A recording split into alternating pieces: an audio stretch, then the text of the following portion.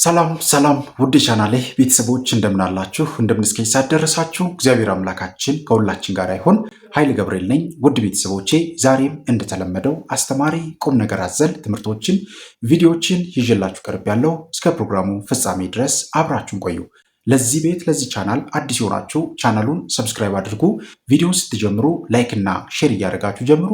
በቀጥታ ወደ ዛሬው መርሃ ግብራችን እንሄዳለን።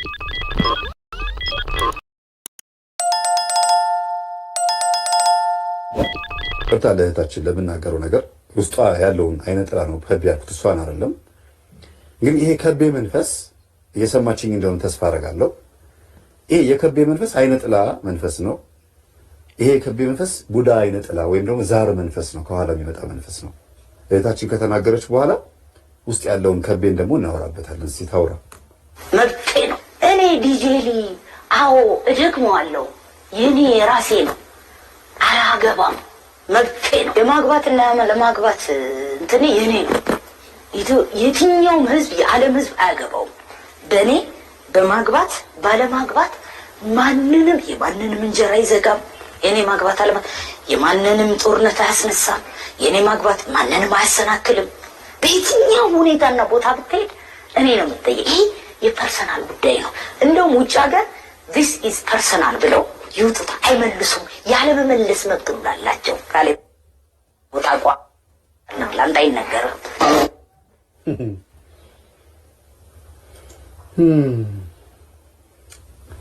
ጸጉር ብለን እንጀምር። እንግዲህ ምን አገባችሁ ብላለች። ዘፈን ያወጣችሁ ለድንጋይ ላፈሩ አይደለም። እየተቀረጸች የምትለቃቸው ሚዲያ ፊት ካሜራ ፊት የመጣቸው ለኤሊያን ለሰይጣን ለአጋንንቶች አይደለም፣ ለሰዎች ነው። እነሱም ውስጥ ነው ያሉት። ለዛፍ ቅጠሉ ወይም ደግሞ ለሰማይ ለምድሩ አይደለም፣ ለሰው ነው። እና በተደጋጋሚ አንዳንድ ጎበዝ ዩቲዩበሮች የሚናገሩት ነገር አለ። ዘፋኞች ኮንሰርት የሚያዘጋጁ አልበም የሚያወጡ ለራሳቸው ነው። ሚዲያም ላይ ኢንተርቪው የሚደረጉ የ5 ደቂቃ ዘፈን የሚያወጡ ለራሳቸው ቢዝነስ ነው፣ ለእናንተ አስበውላችሁ አይደለም። ለዚህ ነው መጨረሻ ላይ ይክዷችኋል። ምን አገባት ትባላለህ። ዘፈን አውጥታ እያለች ትዘፍናለች። ክሊፑን ታየዋለህ፣ ብዙ ወጪ ተደርጎበት። እየሰደብካትም ታየዋለህ፣ ቪው ይጨምርላታል። ሰብስክራይብም ታረጋታለህ፣ ቪው ይጨምራል። ግን ምን አገባህ እየተባልክ እየተሰደብክ ነው ያለው። ስለዚህ እንደዚህ አይነት ሰዎችን አካውንት ካላቸው ከአካውንታቸው በመውጣት ባለማየት ቦታ ባለመስጠት፣ ግን ከዚህ ማንነታቸው በመማማር ነገሩን ማለፍ ይቻላል። እህታችን እሷ ሴት ነች። እንግዲህ ሴት እንደሆነች ስለምናውቅ ነው። ሌላ ነገር ውስጥ አልገባም። ለገድሳ እንድትገባልኝ ስለምፈልግ እኔ እሷን ምንም መቃወም አልፈልግም። ማንነቷ ላይ መረማመድ አልፈልግም። ግን ስለ መንፈሱ ነው የማወራው፣ ስለ ጸባይዋ ነው የማወራው እንጂ ስብናዋ ሴት ነች። ፎቶዎቹን ተመልከቱ።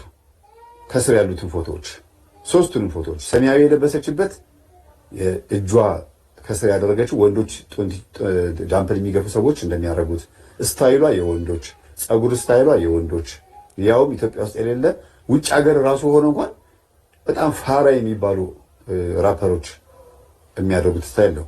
ሁለተኛ መሀል ላይ ያለውን ተመልከቱት። ይሄም የወንድ ነው። ምንም የሴት ባህሪ አይታይበትም። ሶስተኛው ደግሞ ታቱ ያለበትን ደግሞ ይሁት እንደ ነመስቲ እንደዚህ እንደ ህንድ እንደዚህ ብላ እንደምታረገው ማለት ነው።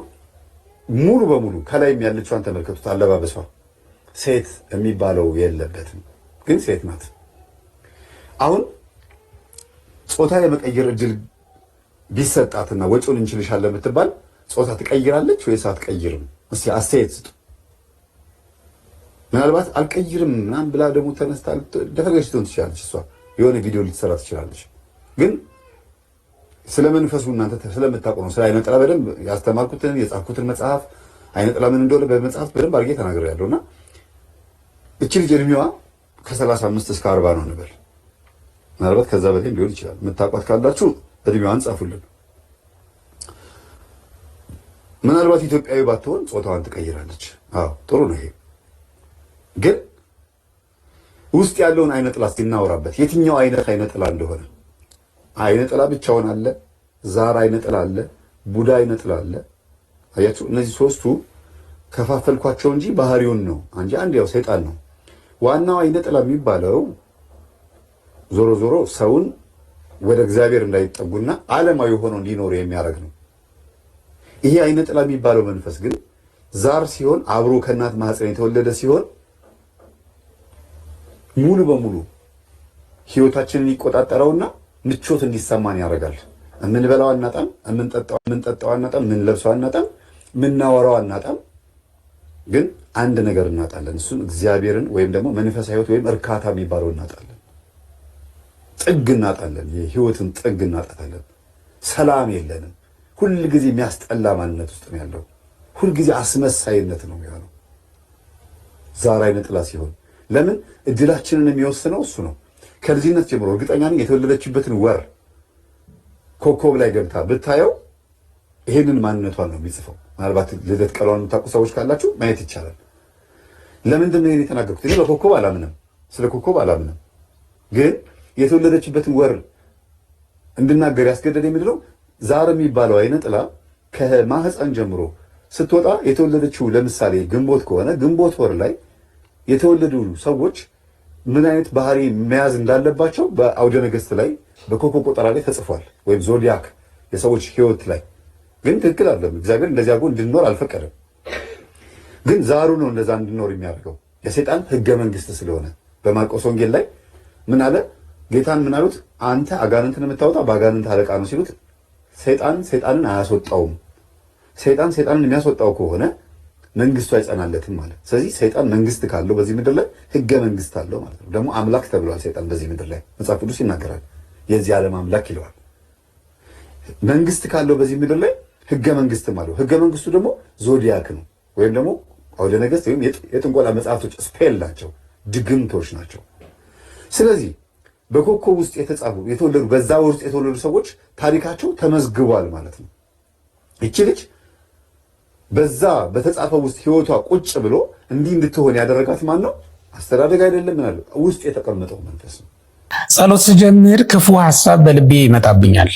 እያማተብኩ ለመከላከል ብሞክርም እያቃተኝ ነው። አንዳንዴ ይህንን ሐሳብ ይዤስ በእግዚአብሔር ፊት መቆሜ መልካም ነውን ብዬ እንዳስብና ጸሎቴንም አቋርጬ እንደወጣ የሚያስገድድ ሐሳብ ይመጣብኛል። ምን ባደርግ ይሻለኛል? ጸሎቱን ማቋረጥ ወይስ እንደሆንኩት ሁኜ መቀጠል የሚል ነው። የዛሬው ጥያቄ ደግሞ የተነሳው እንግዲህ ጠያቂያችንን እግዚአብሔር ይስጥልን እንላለን። ምክንያቱም ይሄ ብዙ ሰው ጥያቄ ሊሆን እንደሚችል በማሰብ ነው እንደዛ ምለው። እግዚአብሔር ደግሞ መልሱን እንዲሰጠን ሁላችሁም በጸሎት አግዙኝ፣ እርዱኝ። ከዛ ወደ ጥያቄው መልስ እንግባ። እርግጥ ነው ማንኛችንም ብንሆን ለጸሎት ስንቆም በጎ ሕሊና ይዘን ብንቆም መልካም ነው። ምክንያቱም ጸሎት መስዋዕት ነው አይደለ? እግዚአብሔር ደግሞ የኃጥአንን መስዋዕት ይጸየፋል። ከዚህ የተነሳ በእግዚአብሔር ፊት ስንቆም የምናቀርበው ጸሎት ከቃየል መስዋዕት የተለየ ንጹሕ ሆኖ መቅረብ እንዳለበት እናምናለን። ምክንያቱም እኛ እግዚአብሔር ንጹሕ ባህሪ አምላክ ነውና ንጹሕ ነገርን ይፈልጋል ብለን እናምናለን። ለምንወደው አምላክ ለእግዚአብሔር በንጹሕ ዕቃ የተዘጋጀ ንጹሕ መባ፣ ንጹሕ መስዋዕት ይዘንለት ብንቀር እጅግ ደስ ይለናል አይደል? የተወደደ መስዋዕት ሆኖ በእግዚአብሔር ፊት ጸሎታችን ያደርግልን ዘንድ ንጹሕ ሆነን በንጹሕ ሕሊና ይዘነው ብንቀር መልካም ነው። ግን እንደዛ የማያደርጉ ወይም እንደዛ የማያስችሉ ጉዳዮች ሊገጥሙን ይችላሉ። ይሄ ማለት ለምንድን ነው እንደዚህ የምላችሁ? ዲያብሎስ እኛ ጸሎት ስንጀምር እሱ ደግሞ በጎን ስራውን ይጀምራል፣ የራሱን ስራ ይጀምራል ማለት ነው። ይህ ምን ማለት ነው? ልቡናችንን ሊከፍሉ የሚችሉ ሀሳቦች ወይም ዓለማዊ ሀሳብ እንድናስብ የሚያስገድዱ ክፉ ምኞት ወይም ሌላ ሀሳብ በልባችን ውስጥ እንዲመላለስ ሊያደርግ ይችላል ማለት ነው። መቼም በዚህ ምድር ላይ ማንኛውንም ነገር ስንሰራ በውሃ መካከል ከሆነ የምንሰራው ውሃውን ልንገድብ እንችላለን አይደል? ነፋሱን ግን ማስቆም እንችላለን? እንደዛ እንችልም። የፀሐይ ብርሃንንስ መከለል እንችላለን? ላንችል እንችላለን። የምንችልበት አጋጣሚ ሊኖር ይችላል። ምን ከለክላቸው ምን ገድባቸው ነገሮች እንዳሉ ሁሉ መገደብ የማንችላቸው ነገሮች ይኖሩ ይችላሉ። ይልቁንም እንዳለ ተጋፍጠን መቀጠል ያለብን ስራዎች ሊኖሩ ይችላሉ። ማንኛውም ሰው ቤት በሚሰራበት ጊዜ የሚሰራበት መሬት ላይ መሬቱ ሲቆፈር ምን እንደሚገጥሙ የሚያውቀው ነገር የለም። ምናልባትም መሬቱ አፈር ብቻ ሊሆን ይችላል፣ አለበለዚያ ደግሞ ጠጠርና ድንጋይ የተሞላ መሬት ሊያጋጥመው ይችላል። ያ ሊሆን እንደሚችል እያሰበ ነው የሚሰራው ማለት ነው። ግን መሬቱ በቀላሉ መቆፈር የማይችል ድንጋይ ቢሆን ወይም ጠጠራማ ቢሆን ምን ማድረግ ይችላል? ቤቱን አቆሙ መሄድ ጭራሽ ስራውን ማቆም ወይስ እንዳለ መቀጠል የሚለውን ነገር እስኪ እናንተ መልሱት። ምን ትላላችሁ? መቼም ይቀጥል ነው የምትሉት አይደል? ምክንያቱም ድንጋዩን ማውጣት የሚቻልባቸው ብዙ መንገዶች ስላሉ ማለት ነው። እርግጥ ነው ብዙ ገንዘብ ይፈጃል፣ ካሰባችሁት በላይ ብዙ ጊዜም ይፈጃል። እሱ እንዳለ ሆኖ ግን ቤቱ መቀጠል እንዳለበት ሁላችንም እንስማማበታለን። ምክንያቱም ሌላ መሬት የለውም እና ያ ሰው ቤት ሊሰራ የሚችልበት የተፈቀደለት የተሰጠው ቦታ ያ ብቻ ስለሆነ ማለት ነው። እኛም ጸሎት የግድ ያስፈልገናል። ምክንያቱም እንድንጸልይ ታዘናልና አምላካችን መድኃኒታችን ኢየሱስ ክርስቶስ በዚህ ምድር ላይ በነበረ ጊዜ ካስተማረን ትምህርቶች አንዱ ጸሎት ነው። ጸሎት ለችግሮቻችን መፍትሄ እንድናገኝ ወደ እግዚአብሔር የምናቀርብበት መንገድ ነው። እኛ ለእግዚአብሔር ሐሳባችንን የምናቀርብበት ከእግዚአብሔር ረድኤት ወይም ምላሽ የምንጠብቅበት የምንቀበልበት አንዱ መንገድ ጸሎት ነው በክርስትና። ስለዚህ ያለ ጸሎት መኖር አንችልም ማለት ነው። ያለ ጸሎት መኖር ማንችል ከሆነ ልባችን ደግሞ እየዋዠቀብን የምንቸገር ከሆነ ምንድን ነው ማድረግ ያለብን ካላችሁኝ፣ እንደነገርኳችሁ በንጹህ ሕሊና ማቅረብ መልካም ነው። ግን እዛ ደረጃ ላይ የሚደርሱ በጣም ጥቂቶች ናቸው። አሁን ባለንበት የክርስትና ደረጃ እዛ እንደርሳለን ማለት ሁላችንም አንችልም። በተመስጦ ሆኖ መጸለይ። አሁን ጸሎት ስንጸልይ ትኩረት ይፈልጋል፣ ተመስጦ ይፈልጋል። መንግስተ ሰማያትን ብቻ በማሰብና በመቃተት እሷን በመፈለግ እንድናቀርበው ይፈለጋል። በጸሎት ጊዜ የሚያስፈልጉ ነገሮችን ነው የምነግራችሁ። ጸሎት ለምድራዊ ጉዳይ አይጸለይም። ሲጀመርም አንድ ክርስቲያን ለምድራዊ ጉዳይ ሊጸልይ አይችልም። ለሰማያዊ ጉዳዮች ነው የሚጸልይ። በሰማያዊ ጉዳዮች ጀርባ እግዚአብሔር ምድራዊ ጉዳዮችንም እንደሚፈጽምለት ስለሚያምን ነው። ግን ወጣንያን እንደመሆናችን መጠን የዕለት እንጀራችንን ስጠን በሚለው ጸሎት ውስጥ ምድራዊ እንጀራችን ብቻ ትዝ ሊለን ይችል ይሆናል። ግን ዓላማው እንደሱ አይደለም።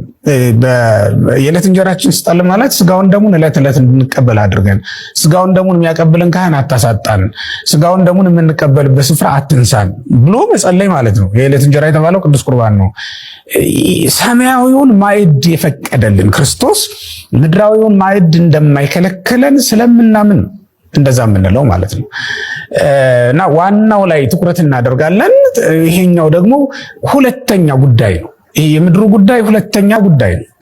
ይሄን እንደማይከለክለን እግዚአብሔር እርግጠኞች ስለሆነ ነው እንደዛ የምናደርገው። ስንት ልቦች አሉ ማለት ነው። መንገድ ላይ ያለ ልብ ሁሌ መንገደኛ፣ ግን አንድ ቀን ተሳክቶለት የማያውቅ፣ ሁሌ የማያርፍ፣ ሁሌ ሰላም የሌለው፣ ሁሌ ተጓዥ፣ ሁሌ አትራፊ፣ ሁሌ ነጋዴ፣ ሁሌ ባዛኝ፣ ሁሌ አገር ቀያሪ፣ ሁሌ መሬት ርስት ቦታ እርሻ አገለባባጭ፣ ከቦታ ቦታ ከሀገር ሀገር የሚኳትን፣ እንዲሁም ሆኖ ደግሞ አንድ ቀን እረፍት ሳያገኝ በወጣበትም የሚቀር ጥቂት አይደለም።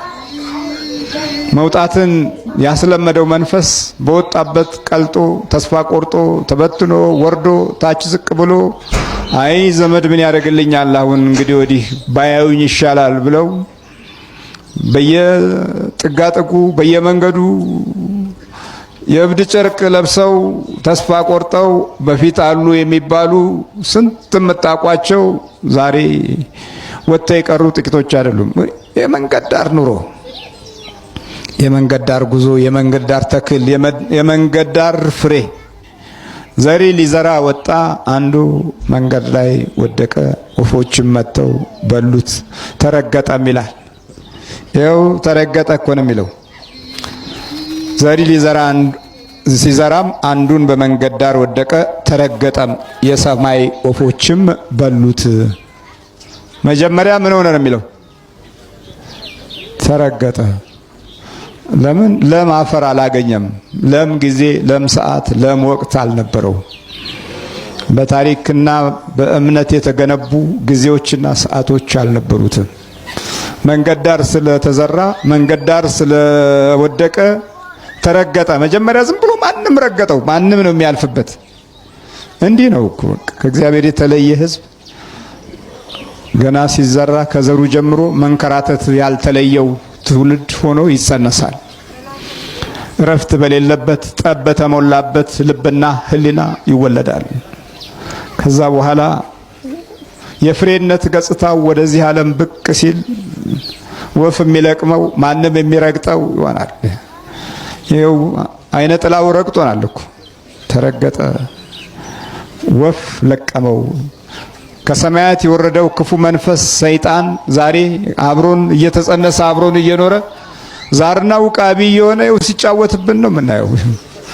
ፍሬ ማፍራት አልተቻለም። መንገድ ዳር የወደቀ ትውልድ ምንጊዜም ፍሬ ማፍራት አይችልም። አፈራለሁ ብሎ እንኳ ቢደክምም ውጤቶቹ እሱኑ በሚመስል የሚተካ እንጂ ዘመንን፣ ጊዜን፣ ሰዓትን፣ መክበድን የሚያቃልል አይደለም። ጭራሽ የሚከብድ ነው። ተረገጠ የሚለው እኮ ያው ተጫነው ነው እኮ ሌላ ረገጠው፣ ሌላ በላዩ ላይ ቆመበት፣ ሌላ ሊሆን በሚገባው ሳይሆን ሊሆን በማይገባው ሁኔታው ስለሚገኝ ሌላ ረገጠው። በቃ እሺ፣ ይሄንን እስቲ በራሳችን ህይወት ውስጥ ዘር ብለን እንመልከት። መንገድ ዳር ወደቀ። 95% የኑሯችን ግንባታዎች ምንም ከመንገድ ያለፈ አይደለም። የትኛውም ዓለም ትልቁ ትንቅንቁ መንገድ መስራት ነው። ጥሩ ነው። ይሄ ቆንጆ ነው። ግን በዛ መንገድ የሚመጡ ነገሮች ሁሉ ጊዜ በአስተሳሰባችንም ሆነ በአካሄዳችን ውስጥ ያላቸውን ምስጢራዊ የክፉ መናፍስት አደጋዎችን የምንገነዘብበት የእግዚአብሔር መንግስት ምስጢር የምናውቅበት ህይወት ብዙም የለም እና መንገድ እንሰራለን፣ በጣም በጎ ቆንጆ። ግን የህይወታችን አኳኋን መባዘን ያልተለየው ሁሉም የሚረግጠው የመናፍስት ኃይል ሁሉ በላያችን ላይ የሚያርፍብን ሆነን ተገኝተናል። ስለዚህ የምናፈራው ትውልድ አሁን አይነ ጥላ ይዞታል። ዘሪ ሊዘራ ወጣ። ዘሩ ከጥንት ጀምሮ የነበረ ነው። ከአምላኪ ቤተሰቦች የተገኘን ነን። ገድለ ቅዱሳንን እንሰማለን። የሚያነቡልንም ሰዎች አልጠፉም። ግን የቅዱሳን መንፈስና ኃይል ኑሯችን ውስጥ አልገባም። ስለዚህ ህይወታችን መንገድ ላይ ነው ያለው። ፍሬ ማፍራት አልቻልንም። ፍሬም ማፍራት እንዳንችል እንቅፋቱ እጅግ በጣም እየጨመረ ነው የሚመጣው። አንድ ላይ የተረገጠ ህዝብ ፍሬ አይስማማውም። ፍሬ መሆን አይስማማውም። ፍሬ ሆኖ የሚገኝ ትውልድም አይጥመውም። በአምልኮት መንፈሳዊ ጽድቅ ውስጥ የምንኖርበትን ህይወት ለመግለጽ የምንችልበት ጸጋ እንኳ ቢኖር ያንን ጸጋ የሚቀበል አይኖርም። ለምን? ሁሉም መንገድ ዳር የተወለደ ነው። በመንገድ ዳር የተወለደ ትውልድ እውነትንና መንፈሳዊ ኃይል አይረዳም፣ አይገነዘብም። ለምን? ረገጠው፣ ወፎች በሉት ይላል። 2 ጊዜ ተጎድቷል። በመጀመሪያ ተረግጧል። የተራቆተ ፍሬ ነው። በለም መሬት የለበሰ ጸጋ የለውም። በቅሎ ፍሬ ለማሳየት ኃይል የለውም። የወደቀው መንገድ ላይ ነው። ያቺ ፍሬ መንገድ ላይ መውደቋ ደግሞ መራቋቷን ያሳያል። ማንኛውም መንገደኛ በሚሄድበት ጊዜ ረግጧታል። ልክ ህይወታችንና ነፍሳችን የዚህ አይነት ባህሪያት ይታይባታል። ዓለም በየጊዜው የሚቀያይረውን ባህሪ ተከትለን ሁሉ ጊዜ የራሳችንን ኑሮ እንፈልጋለን። እስከዛሬ ድረስ ግን አላገኘነውም። ሰው የራሱን ኑሮ በመፈለግ ማብቂያና መቋጫ ያጣበት ጊዜ ሰዓት ቢኖር አሁን እኛ በዚህ በ21ኛው ክፍለ ዘመን ያለነው ትውልዶች ነን። ይሄ መለመድ መቻል አለበት። መስራት አለባችሁ። በስንፍናችሁ ምክንያት ድህነትን አትግዙ። ድህነት ላገባ ሰው ጽድቅ አይደለም። በፍጹም አውቆ ለመነነ፣ ገንዘብን ለናቀ፣ ድሃ ልሁን ብሎ ለወሰነ ድህነት ሀብት ነው፣ ጌጥ ነው። ድሃ መሆን ሳይፈልግ ትዳር ይዞ ልጅ እየወለደ የራሱ ፍላጎት፣ የሚስት ፍላጎት፣ የልጆች ፍላጎት ይሄንን ሳያሟላ ሲማቀቅ እግዚአብሔር ሲያማረር የሚኖር ባለ ትዳር ድሃ መጽደቅ አይችልም። ልንገርህ እውነቱን አይችልም ነው የምልህ። የመነኩሴ ሀብታም የባለ ትዳር ድሃ ይጸድቃሉ ብላችሁ እንዳትገምቱ። ምን ነው ወረድኩባችሁ? ብያለሁ። አሁንም የማይቀር ነገር ነው ይሄ። የመነኩሴ ሀብታም ካለ መጽደቅ አይችልም። ለምን? ዓለምን የናቀው ለምን ነበር? ድሃ ለመሆን ወስኖ እኮ ነው። ድሃ ለመሆን እኮ ነው የወሰነው መነኩሴ። አየህ፣ ሀብት ሲይዝ ምን ይሆንበታል? ያስኮንነዋል። እንኳን መነኩሴ ሀብት ሊሰበስብ ለምኖ መመጽወት ራሱ የማይገባው መሆኑን ልንገራችሁ። መነኩሴ መመጽወት ከጀመረ ፍቅር ነው ያድሮበታል ይልሃል መጽሐፍ። አየህ፣ ለምን መጀመሪያ 100% በሙሉ ከሰው ይቀበልና ሊሰጥ ይችላል። በሁለተኛው 80%ን ይሰጣል፣ 20%ን ያስቀራል። በሶስተኛው 70% ይሰጣል። በአራተኛው 50%ን ይሰጣል። እንዲህ እያልክ 100% ለራስ ይሆናል ማለት ነው። አየህ፣ ልመና መጥፎ ነው፣ በጣም መጥፎ ነው። በተለይ ለመነኩሴ ሲሆን መነኩሴ ይሰጣል ተብሎም አይነገርም በመጽሐፍ። ይመጸውታል ተብሎ ራሱ ማለት ለምን የለውማ፣ እንዲኖረውም አይፈለግም። ብዕሉ ለመነኮስ ሰርጎ እውር ውእቱ። ይሄ መጽሐፍ ግን እንዴት አድርጎ ነው የሚናገረው? የመነኩሴ ሀብት አለ። በጣም የሚገርም እኮ ነው። የመነኩሴ ሀብት አለ የእውር ጌጥ ነው አለ። የእውር ጌጥ ብሎ ቁጭ አደረገ። አሁን አይነ ስውር ወርቅ ቢያደርግ አሁን ለራሱ ምንም፣ አሁን የሚያይ ሰው ልብስ ቢለብስ ምን ቢል ጌጡ በቃ ለራሱ ነው የሚያምርለት። እውር ጌጥ ቢያበዛ ለምን ይሆናል? አይደሰትበትም ማለት ነው። መነኩሴም ሀብታም ሆኖ መደሰት አይችልም በፍጹም። ሰማያዊውን ልቡና ያወርድበታል ሁሉ ጊዜ ማለት ነው። ምክንያቱም እንዴ በጣም ይገርም እኮ ነው። አንድ መነኩሴ እኔ ብቻዬን ነው የምኖረው ሀብታም መሆን አልፈልግም ብሎ መነነ ይባላል። ብቻውን ተራራ ይዞ ቁጭ። ይገርም እኮ ነው። እዛ ቁጭ እንዳለ በቃ የለበሳት ልብሱን ሁሉ አይጥ አስቸገረችው ይባላል። እና ምን ላርግ ብሎ ሲጨነቅ ድመት ያንሱ ድመት ያስቀምጡ ተባሉ። እሺ ብለው ድመት አስቀመጡ ይባላል። ያቺ ድመት ደግሞ ምን ያስፈልጋታል? ወተት። ስለዚህ ወተት ያስፈልጋታል ተብሎ ተከራዩ ይባላል። አይ ሁሌ ከሚመላለሱ እዛው ላም ቢገዙ ተብለው ላም ገዙ ይባላል። ተመልከቱ፣ በጣም ይገርም እኮ ነው። ላም ገዝተው እዛችሁ ደግሞ እሷስ ምን ትብላይ ሲባል ገለባ ማመላለስ ጀምሮ አይ ከሚያመላለሱ ጤፍ ቢዘሩና ገለባው ደግሞ ለሷ ይሆናል። ይገርም እኮ ነው። መጨረሻ ላይ በግብርና ተሸለሙ ማለት ነው። ይገርም ነው። ስለ ባህታዊ ነው የማወራው። በገዳም ላይ ራሳቸውን ችለው ሰርተው እንዲኖሩ ይፈቀዳል። አሁን መለየት ያለብን ምንድነው? ሀብታም የሆኑ ገዳማት ሊኖሩ ይገባል። ሀብታም መነኩሴ ነው እንዳይኖር የምናገረው እኔ። ይሄ እንዲያውም ለነሱም ሊደርሳቸው ስለሚችል ድምጼ ሀብታም የሆኑ ገዳማት ሊኖሩ ይገባል። ሀብታም መነኩሴ ግን ሊኖር አይገባም። ግልጽ ሊሆንልን ይገባል። የመነኩሴ ሀብት ለግሉ ከሆነ አይጠቅመውም ነው። የገዳሙ ሀብት ግን ይጠቅማል። ለምን? የድሃ ልጅ ያድግበታል። ለምን? መነኮሳቱ ከመለመን ይድናሉ። ሰማያዊ ማዕረግ ተሸክመው ከግለሰብ መጥቶ እጅ መዘርጋት ውርደት ስለሆነ ከፍ ያለውን ይዘው እንዴት ጥቃቅኑን ነገር ይለምናሉ? ስለዚህ ራሳቸው ሰርተው መኖር የሚችሉ ናቸው፣ ተፈቅዶላቸዋል እዛው ገዳማቸው። በግሉ ሀብታም መነኩሴ ግን ሊኖር አይገባም የሚለው መሰረታዊ ሐሳባችን መሆን አለበት። ባለ ትዳር ድሃ አይጸድቅም። ሌላው ደግሞ እስኪ እዩታውን የመነኩሴውን ሳቃችሁ እስኪ የእናንተውን ማን ይሳቅ? ራሳችሁ መልሳችሁ። መከራ እኮ ነው። ባለ ትዳርም ከደህየ እንዴት ነው? ጥያቄ አለኝ። እንዴት ነው? አግብተሃል አይደል? አዎ። ፍላጎት አለ? አዎ። እኮ ሚስትስ? ኧረ ፍላጎት አላት። ልጆችም እየመጡ ነው። እሺ፣ ፍላጎት ይዘው ነው ሆድም ይዘው ነው የሚመጡት። የሚገርም ነው። ዝም ብሎ የሚመጣ ሰው የለም። የዚህ ሁሉ ፍላጎት ማሟላት ይከብድሃል ካልሰራህ፣ ሀብት ካላገኘህ፣ ገንዘብ ካልያዝክ ትቸገራለህ። በዚህ ሰዓት ምን ትሆናለህ? ክርስትናን ታፈርሳለህ። ምን ብለህ? ጉቦ ትበላለህ፣ ታጨበረብራለህ፣ ትቀማለህ፣ ትሰርቃለህ፣ ታታልላለህ፣ በሐሰት ትመሰክራለህ። ከትንሣኤ አይነቶች መካከል አንዱ ትንሣኤ ልቡና ነው። የሉቃስ ወንጌል ምዕራፍ 15 ላይ ያለው የጠፋው ልጅ ታሪክ ትዝ ይላችኋል? የጠፋው ልጅ ታሪክ አባቱን ሀብት ንብረቱን ሳይሞት አካፍለኝ አለው። አባት አካፈለው። ሄደና ጋለሞቶችና ኃጢአተኞች ካሉበት ቦታ ላይ ለገንዘቡ የተጠጉት ብዙ ሰዎች ነበሩ።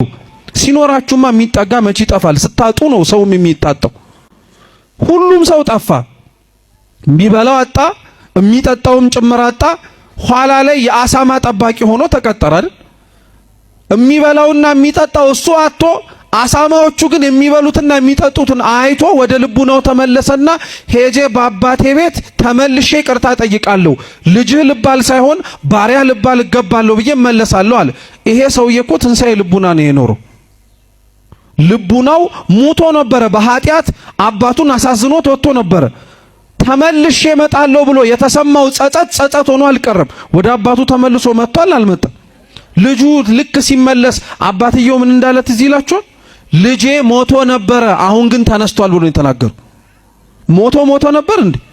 ከሞተማ እንዴት ተነስቶ ይመጣል? ሞቶ ነበረ ያለው ልቡናው በኃጢአት ደቆ ልቡናው ከኃጢአት ታውሮ ነበር አለ። አሁን ግን ወደ ልቡናው ተመልሶ መጥቷልና ይሄን ትንሣኤ ብሎ ነው የጠቀሰው አባቱ። ክርስቲያኖች ስለዚህ ትንሣኤ የማይሰበክበት ቀን ታዲያ አለ? መንግስተ ሰማያት ቀርባለችና ንስሐ ግቡ ማለት እኮ ልቡናችሁ ይነሳ፣ ከተቀመጣችሁበት የኃጢአት ወንበር ላይ ቁሙ ለማለት እኮ ነው። ሌላ ምንም ነገር የለውም። በቅዳሴውም ስለ ክርስቶስ ትንሣኤ ትናገራለች። በንስሐ ትምህርቶቿም ላይ ስለ ክርስቶስ ትንሣኤና ስለኛ ትንሣኤ ትናገራለች። አረ ይሄ አይግረማችሁ። ቤተ ክርስቲያን ስለ ክርስቶስ ትንሣኤና ስለኛ መነሳት በምትለብሳቸው አልባሳት እንኳን ታስተምራለች። ዲያቆናት ወደ ቅዳሴው ሲገቡ አይታችሁ ከሆነ የሚለብሱት ልብሰ ተክህኖ አለ አይደል? እስኪ ልብሰ ተክህኖ በሉ። አዎ ልብሰ ተክህኖ። እሺ ልብሰ ተክህኖ እስኪ በሉ።